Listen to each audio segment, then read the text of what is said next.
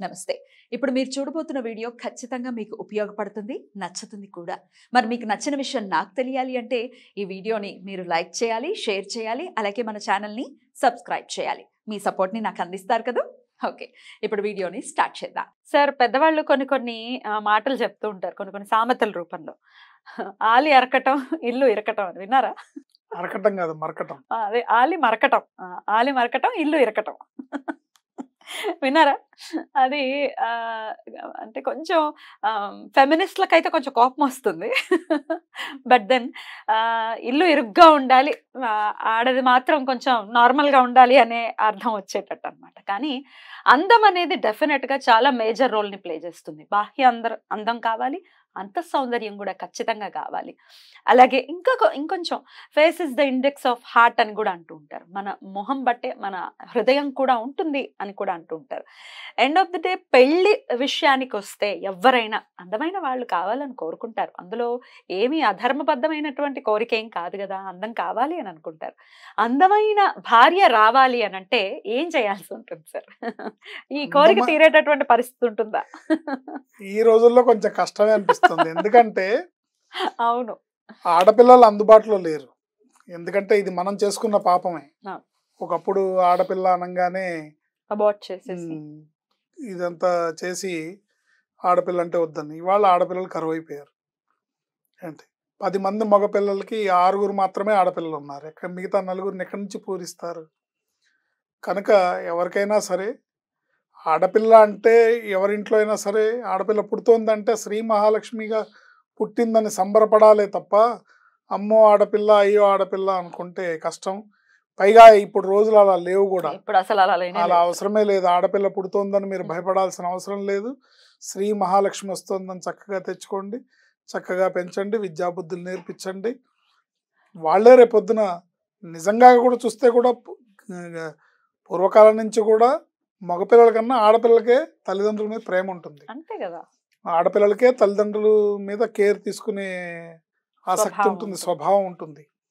కనుక ఆడపిల్ల అనేది ఇవాళ రేపు మగపిల్లలు ఇబ్బంది పడుతున్నారు. కారణం ఏంటంటే గతంలో చేసిన తప్పులు. మనం అందరం ఒకప్పుడు చేసిన 70లు 80లు 90లు 70వ దశకం 80వ దశకం 90వ దశకం ఈ 3 దశకాల్లో చేసిన పొరపాట్లు ఇవాళ గ్రహపాటుగా మారి పెళ్లిళ్ళు అవ్వడమే కష్టంగా ఉంది. ఇంకా మళ్ళీ అందమైన అంటే కష్టమే. పైగా ఆడపిల్ల అందమైన అమ్మాయి కావాలని మగపిల్ల ఎలా భావిస్తారో భర్త కూడా అందంగా ఉండాలని వాళ్ళు కూడా అనుకుంటారు కదా. 100% అనుకుంటారు. కావాలి కదా, వాళ్ళకు కూడా నచ్చిన వాళ్ళు కావాలి, నచ్చినట్టు ఉండాలి. ఏంటి వీడికేమో ఐశ్వర్యరాయ్ లాంటి పెళ్ళం కావాలి, వాడేమో ఇష్టం వచ్చినట్టు బట్టబుర్రతో ఉంటామంటే కష్టం కదా. సో ఇవన్నీ ప్రాక్టికల్ విషయాలు, ఇవన్నీ నిజాలు. ఇవి ఇవాళ రేపు ఆడపిల్లల మనసులో ఉన్న మాటలు ఇవి. ఎగ్జాక్ట్లీ. ఏంటి మేమేమో ఐశ్వర్యలా ఉండాలి, మాకేమో బ్రహ్మానందం వస్తాడా అనే టైప్లో ఉంటుంది కదా. కనుక మనం కోరుకునేటప్పుడు కూడా మనం కూడా అలా ఉండాలని, మనం కూడా అంత ఉన్నతంగా ఆలోచించాలని, మనం కూడా అంత ఉన్నత భావాలతో ఉత్తమమైన భావజాలంతో ఉండాలని అనుకోవాలి. మనం కొంచెం మగపిల్లలు కూడా యాటిట్యూడ్ని పెంచుకునే అవసరం ఉంది. ఏంటి అన్నీ బాగున్నాయి, చక్కగా ఉంది, అబ్బాయి సర్వలక్షణ సంపన్నుడు, శ్రీరామచంద్రుడు లాంటి వాడు, గ్రహస్థితి రీత్యా కానీ పెళ్లి ఆలస్యం అవుతుంది, ఈ అబ్బాయి మంచి భార్యని సీతామ్మవారు లాంటి అమ్మాయిని కోరుకుంటున్నాడు అన్నప్పుడు మటుకు మనం రెమెడీస్ చెప్పచ్చు. ఏంటి అలాంటి వాళ్ళకి పనిచేస్తాయి. అంతేగాని ఆడవాళ్ళని చులకనగా చూసి స్త్రీ మాతృమూర్తి అనే భావన లేని వాళ్ళకి ఈ పరిహారాలు చేసినా పనిచేయవు. స్త్రీ మాతృమూర్తిగా గౌరవించి, మాతృమూర్తిగా భావించి మీరు ఆ ఉన్నతమైన స్థానాన్ని ఇచ్చినప్పుడే ఇవన్నీ ఫలిస్తాయి.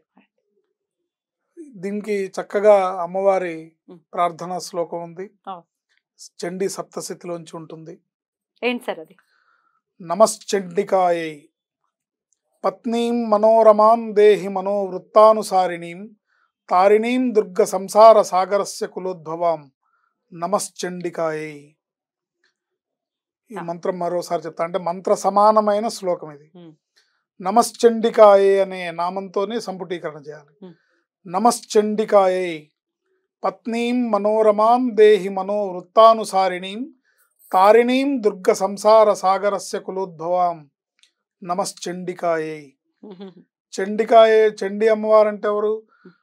మహాకాళి, మహాలక్ష్మి, మహాసరస్వతి స్వరూపిణి, ముగురమ్మల స్వరూపం. కాబట్టి మీకు వచ్చే భార్య కూడా ముగురమ్మల స్వరూపంగా ఆవిడ మీకు అన్ని రకాలుగా అనుకూలమైన భార్యగా లభిస్తుంది. ఇప్పుడు మీకు ఆ యోగ్యత ఉన్నప్పుడు మీరు ఆ యోగ్యతను ముందు సంపాదించుకోవాలి. ఆ ఎంట్రన్స్ టెస్ట్లన్నీ మీరు పాస్ అవ్వాలి. పాస్ అయ్యి అమ్మవారిని ఈ శ్లోకంతో మీరు జపం చేసుకుంటే ప్రతిరోజు చక్కగా కనీసం ఒక 25 సార్లకు తగ్గకుండా ఈ మంత్రాన్ని జపించుకోవడం వల్ల ప్రతి మంగళవారం, శుక్రవారం నాడు అమ్మవారికి విశేషమైన నివేదనతోనూ కుంకుమార్చనతోనూ ఈ మంత్రంతోనూ మీరు ప్రార్థించడం వల్ల తప్పకుండా మీ మనసులో ఉన్న అందమైన భార్య, అంటే అందం బాహ్యంగా అందంగా ఉండే అమ్మాయి మాత్రమే కాదు, ఆ అమ్మాయి మిమ్మల్ని భర్తగా శ్రీరామచంద్రుడిగా, మీరు శ్రీరామచంద్రుడైనా శ్రీరామచంద్రుడిగా ఆమె గుర్తించాలి, శ్రీరామచంద్రుడిగా ఆమె భావించాలి, మీ తల్లిదండ్రుల్ని గౌరవించాలి, మీ తల్లిదండ్రుల భావాలని గౌరవించాలి, మీ వంశానికి వంశోద్ధారకులనిచ్చే మాతృమూర్తిగా ఆమె మెలగాలి. ఆ కుటుంబంలో 10 కాలాలు కాపురం చేసి వాళ్ళు ముందుకెళ్ళాలి. అంటే ఈ శ్లోకంలో ఉన్న అర్థం కూడా అదే. పత్నీం మనోరమాం దేహి, అమ్మా నాకు అందమైన భార్యను ప్రసాదించు. మనోవృత్తానుసారిణీం, మనోవృత్తానుసారిణి, నా మనసును ఎరిగి నాకేం కావాలో, ధర్మబద్ధమైన కోరికలు ఏం కావాలంటే మళ్ళీ గొంతెమ్మ కోరికలు కాదు, మనోవృత్తాన్ని నా మనసు ఎరిగి తాను నడుచుకొని తాను సంతోషంగా ఉండి నన్ను సంతోషపెట్టే అమ్మాయి కావాలి.